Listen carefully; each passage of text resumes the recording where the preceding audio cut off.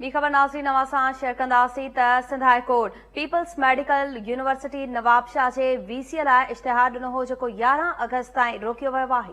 Update कयो पिया आवां Sindh high Court People's Medical University Nawabshah College जे वीसी लाइ इश्तिहार मुअत्तल करे छॾियो आहे। सिंध हुकूमत वीसी लाइ इश्तिहार ॾेई सुप्रीम कोर्ट ऐं सिंध हाई कोर्ट तफ़सील मालूम कंदासीं। टेलीफोन लाइन ते मौजूद आहे केटीएन न्यूज़ रिपोर्टर इमाम अली भलाई। जी इमाम अली, कहिड़ा तफ़सील आहिनि? जी बिल्कुल, सिंध हाई कोर्ट सिंध हुकूमत पारां ॾिनल नवाबशाह पीपल्स मेडिकल यूनिवर्सिटी जे वाइस चांसलर लाइ ॾिनल इश्तिहार खे 11 अगस्त ताईं मुअत्तल करे छॾियो आहे। Sindh high court circuit bench Hyderabad जे जस्टिस अरशद हुसैन खान जस्टिस इशाद हुसैन शाह जी डबल बेंच अदालत में ॿुधणी थी आहे। ॿुधणीअ दौरान दरख़्वास्त गुज़ार आहे डॉक्टर गुलशन मेमण अदालत में पहुतो आहे। Sindh high court circuit bench Hyderabad में दरख़्वास्त गुज़ार डॉक्टर गुलशन मेमण पंहिंजे वकील एडवोकेट मलिक नईम महरफत अदालत में मोक़िफ़ अख़्तियार कयो आहे त सिंध हुकूमत पारां नवाबशाह पीपल्स मेडिकल यूनिवर्सिटीअ लाइ 29 जून ते वाइस चांसलर जे उहिदे लाइ इश्तिहार ॾिनो वियो, जंहिंमें जेको आहे सुप्रीम कोर्ट ऐं सिंध हाई कोर्ट जे फ़ैसिलनि जी खिलाफ़ती कई वई आहे।